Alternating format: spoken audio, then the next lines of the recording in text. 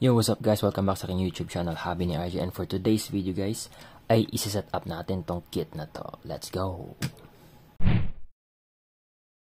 Kung hindi nyo nga pala napanood yung mga prior videos guys, before nitong video na to, ay itong kit na to guys is just a replica kit na Daxing brand. So I decided to set up this kit kasi FMA din naman siya guys. So kuhang-kuha din naman niya yung FMA. So kung kayo merong mga FMA dyan, so pwedeng ma-apply nyo rin tong simple build lang na gagawin ko dito sa kit na to guys. So bago ako mag-start magbuo guys, mag-share muna akong konting tips sa inyo guys. Kasi kapag nagsiset up na tayo ng mga kits ng Tamiya, hindi maiwasan na gagamit na tayo ng mga long screws kagaya nito. Hindi din maiwasan na yung mga long screw na yun, kailangan natin siyang itagos dun sa chassis niya, especially dito sa rear attachment point, yan sa harapan. So nagtatagos-tagos na yan. Base sa experience ko guys, sa pagbubuo, mahirap talagang i-rekta yung mga long screw natin. So, better na gagawa tayo ng pre-threading. So, better na magpi-pre-threading muna tayo dun sa mga holes. Dito, ipapakita ko sa inyo guys kung ano yung technique na ginagawa ko. Na simple lang, na hindi masyado kailangan ng karagdagang tools. Kung ano lang yung meron kayo. So, una yung gagawin, kung bagong-bago yung chassis nyo, hindi nyo pa nagalaw talaga, better na padaanan nyo muna ng 5mm guys yung butas. Yan, para may initial tayo na thread doon. Yan, padaanan nyo muna, isagad nyo, and then tanggalin nyo, balik nyo. Tanggal nyo naman.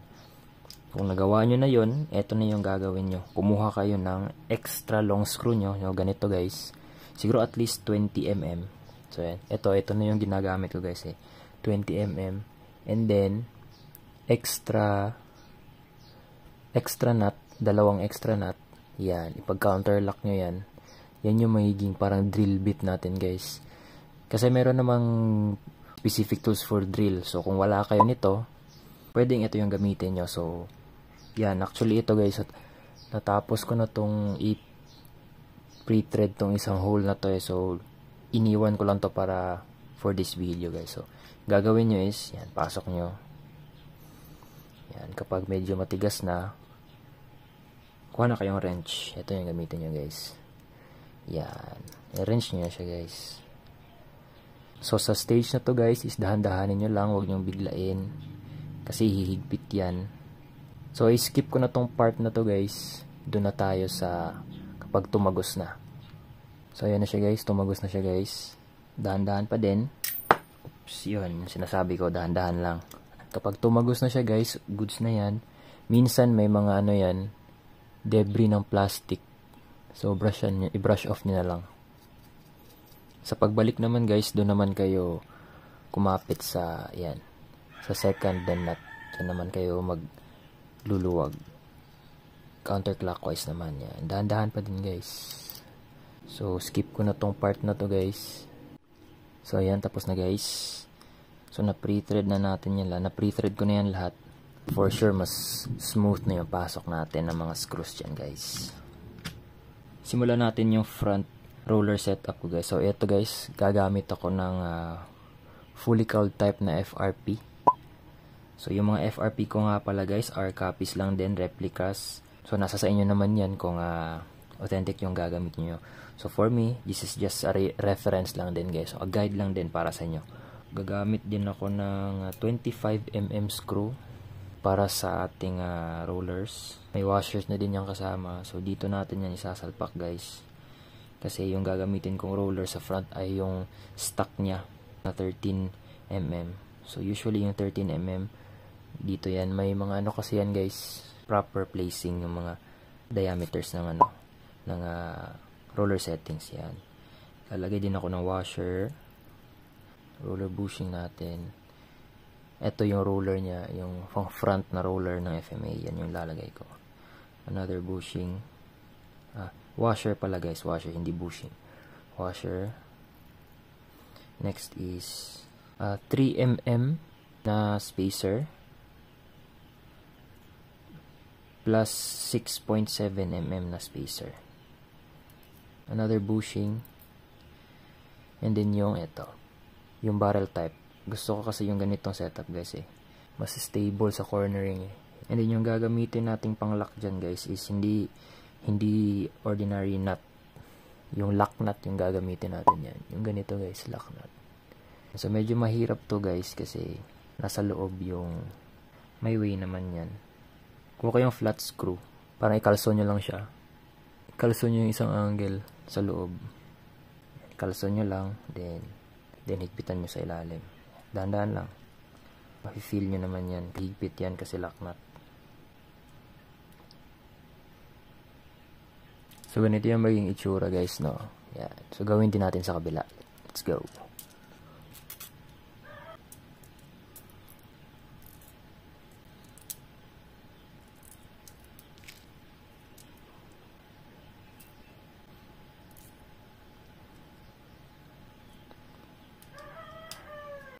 And ito na yung maging itsura niya guys. Patuloy natin guys. So, yung magiging underguard natin guys is itong AR type na FRP na pang AR. Ito yung may underguard natin and brakes na din natin. May brakes punch na din yan guys for the brakes. So dito natin lalagyan sa ilalim. And then yung ilalagay natin na screw is a 12mm yan to guys. 12mm to guys ha. Tagusan to guys. So this is a beginner friendly din na setup guys kasi I am not using any countersinking tools or countersink screw. So pwede naman nakakompensate naman ng brake sponge natin yung screw head. Hindi naman yan sumasabit guys. So ito yung always na setup ko kapag fun lang na setup. Hindi yan sasabit guys kasi thick enough yung brake sponge natin guys. Hindi sasayad yung yan. Okay yan guys. Goods yan. Brush off na din natin yung dyan, plastic debris. So huwag nyo muna higpitan masyado kasi may nut pa yan mamaya. Yan. Ito yung sasalpak natin. Yan. Tapos maglalagay ako ng washer. Tapos spring washer guys. Yan. For counter locking. Kasi regular nut yung gagamitin ko dito sa front eh. Yan yung regular nut natin. Yan. Tinhigpit. Tamang higpit lang guys. Tapos higpitan natin dito sa ilalim. Untight lang. Yan. Para hindi masyadong stress yung chassis. Tsaka yung FRPs. Yung ayos. Ito yung ating front setup guys. Sa rear naman tayo guys. So gagamit ako ng dalawang popsicle sticks guys for the roller setup at saka yung isa naman pang underguard. Yung gagawin kong setup guys is gamit ako ng mga 19mm na plastic rollers. So itong ganitong klase guys, yan dito yan yung gagamitin ko, yan yung parang spacer na yan, nut din yan guys, yan nut na din yan. So kasi may extra akong ganito guys. Nakukuha to guys kapag bumili kayo ng basic tune-up parts for AR chassis yan. Yan yung nakukuha nyo. Kung ayaw nyo naman ng ganito guys, pwede namang gamitin nyo is 30mm na long screw. And then, yung mga spacer na gagamitin nyo is 12mm plus 3mm yan. Pwede na yan. Yan, ito guys, sa pangilalim to guys. Parang 15mm na screw. Washer. Unahin natin yung rollers. Kasi pabaliktad yung lagay ko dyan sa bushing. Ganito. Pabaliktad. Yan. Then washer ulit. And ganun. Tapos magwa-washer ulit ako guys. Tayo ko kasi nagagasgasan yung FRP guys eh. Ito yung magiging final nut. Yan. Kabila naman.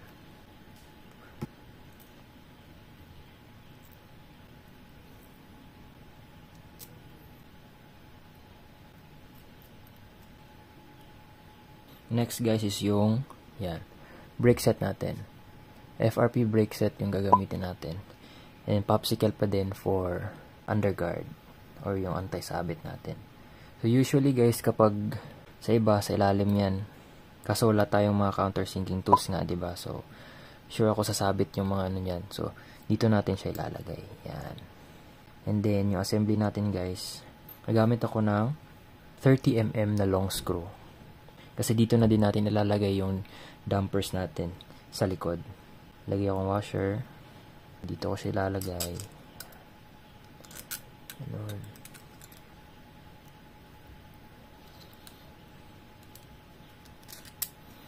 Yan. Gagamit tayo ng spacer ulit. For this time, plastic spacer na lang yung meron ako. 6mm plus 5. 1.5. Yan, ipapatong natin yan. Ganon. Dito natin lalagay guys. Kasi mamaya, dyan din natin ipapatong yung roller setup. 6 plus 1.5 guys. Yan. Tapos, yan. Ito na. Papatong na natin yung ating roller setup. So, ginawa natin yun guys para hindi sabit yung roller setting natin, di ba guys? Hindi siya sumabit doon sa underguard. Yan, saktong-sakto. Yung spacing natin yan. Yun. Okay pa. Lagyan natin ng washer. Magkabila. Tapos, another spring washer. Yan. Kasi dito yung damper mamaya, guys. Then, yung regular nut.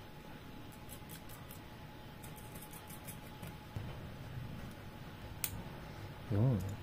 Attach na natin siya dito sa likod, guys.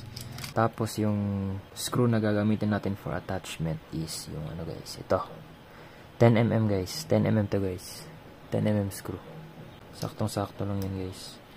Hindi yan tatagos. Hindi din kulang. Yan. Ayos. Yan, guys. Gaya nung sa front natin, guys. Yan. Thick enough lang yung ano natin din. Sponge. Para hindi sumabit yung rollers. Ay, yung screw head natin.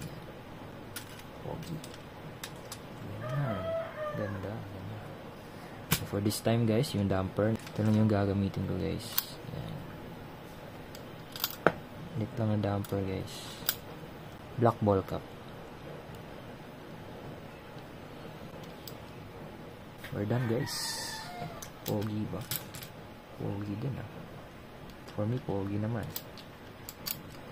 Yan. And I'm done. Tara, patakboy natin. May nalimutan pala akong ilagay, guys. So, kung mapapansin nyo, guys, yung ating rear setup. Yan. Medyo mataas pa yung clearance natin. Yan. Mapapansin nyo, guys, medyo mataas pa. So, bababa natin ng konti. Ito yung gagawin natin, guys. Lagyan natin ng 3mm spacer pala dito, guys, para bumaba ng konti, guys. Let's go.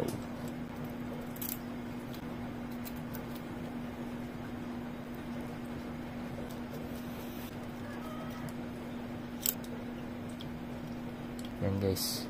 Mas mababa na yung clearance niya, guys. Yung yan. So, let's go, guys. Patakboy natin.